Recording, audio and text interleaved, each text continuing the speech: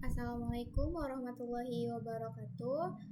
Perkenalkan, kami dari kelompok yang beranggotakan 3 orang, terdiri dari saya sendiri, yaitu Seli Rahayu, dan 2 teman saya, yaitu Rika Kamelia dan Nurfadilah Sania.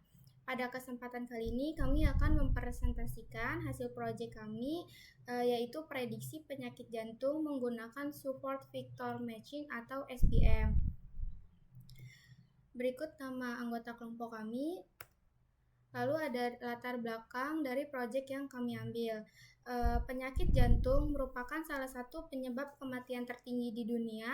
Oleh karena itu, deteksi dini sangat penting untuk membantu mengurangi resiko dan meningkatkan peluang penanganan yang lebih cepat.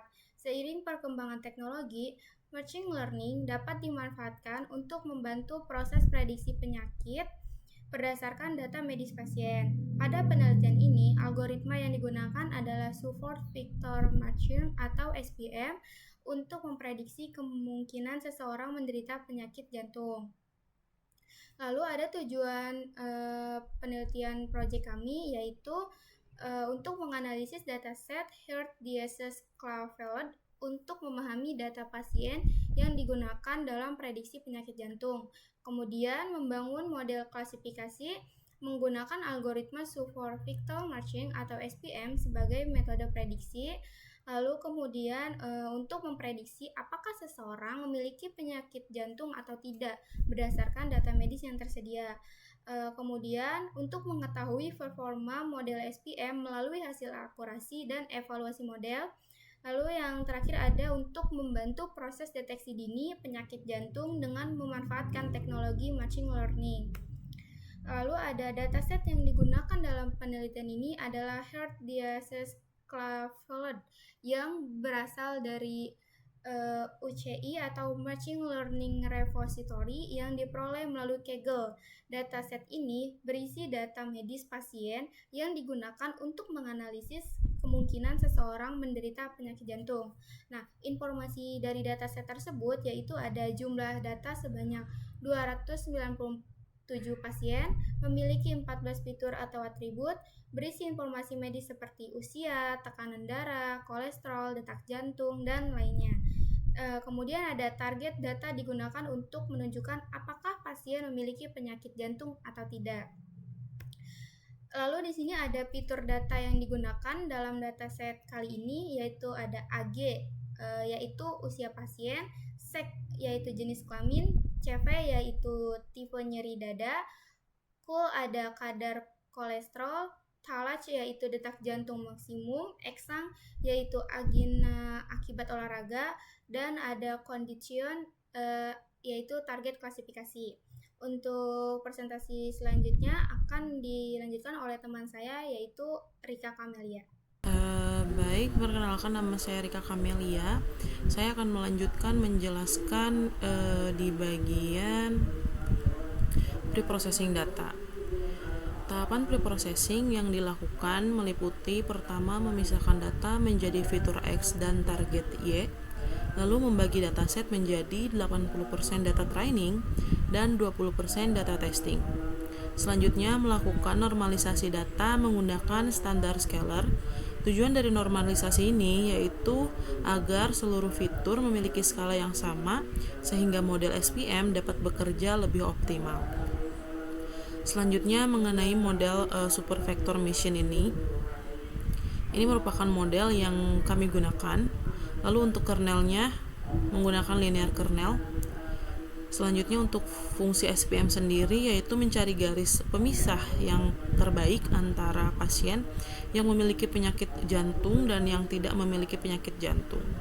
Alasan menggunakan model SPM ini karena model SPM ini sangat cocok digunakan untuk klasifikasi data. Selanjutnya, model mampu menghasilkan performa yang cukup baik dan juga efektif dalam memisahkan dua kelas kata. Selanjutnya, saya akan menjelaskan dan menunjukkan hasil yang sudah saya dan kelompok saya kerjakan. Untuk dataset sendiri, kami mengambil dataset dari UCI atau Heart Disease yang diperoleh dari Kaggle. Dataset ini terdiri dari 297 data dengan 14 fitur. Di antaranya ada age atau usia, lalu ada seks atau jenis kelamin, lalu ada CP atau jenis nyeri dada, ada thresh BPS atau tekanan darah, ada call atau kolesterol, ada talak atau detak jantung maksimum, serta ada fitur target yaitu condition yang menunjukkan apakah pasien memiliki penyakit jantung atau tidak.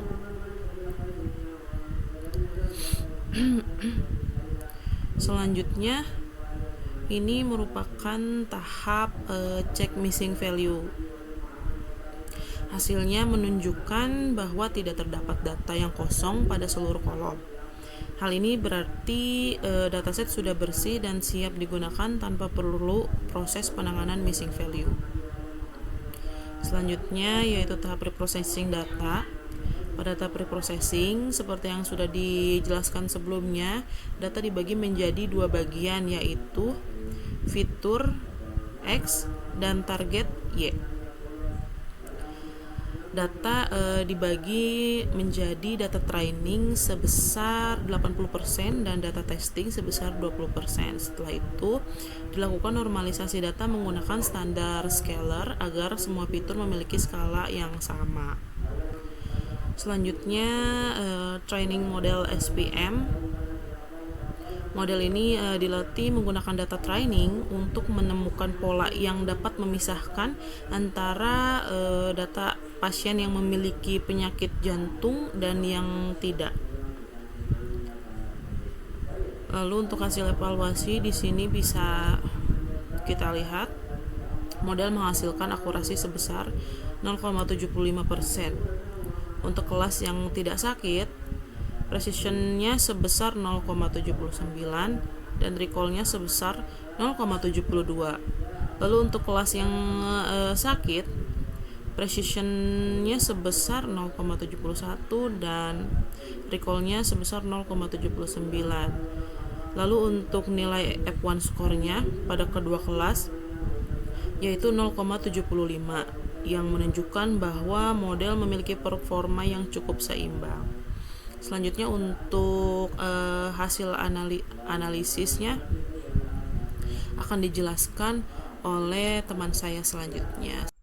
Baik, perkenalkan nama saya Nur Fadila Shania.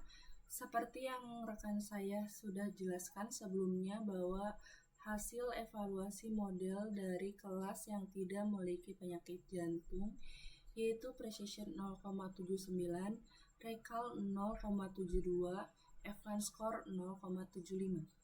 Serta kelas yang memiliki penyakit jantung yaitu precision 0,71, recall 0,79, serta F1 score 0,75. Hasil interpretasinya yaitu kelas model memiliki performa yang cukup seimbang pada kedua kelas. Nilai precision dan recall menunjukkan bahwa model cukup baik dalam melakukan klasifikasi penyakit jantung. Kesimpulan dari hasil tersebut yaitu model SFM memberikan hasil prediksi yang cukup baik berdasarkan data yang digunakan. Analisis hasilnya ada kelebihan dan kekurangan. Kelebihannya yaitu model mampu melakukan klasifikasi dengan cukup baik, nilai precision dan recall cukup stabil, model dapat membedakan data antar kelas dengan cukup seimbang. Kekurangannya yaitu akurasi model masih dapat ditingkatkan. Beberapa data masih memiliki kesalahan klasifikasi dan pengembangan modelnya yaitu melakukan tuning parameter menggunakan kernel lain seperti RBF membandingkan dengan algoritma machine learning lainnya. Sekian presentasi kami. Terima kasih. Assalamualaikum warahmatullahi wabarakatuh.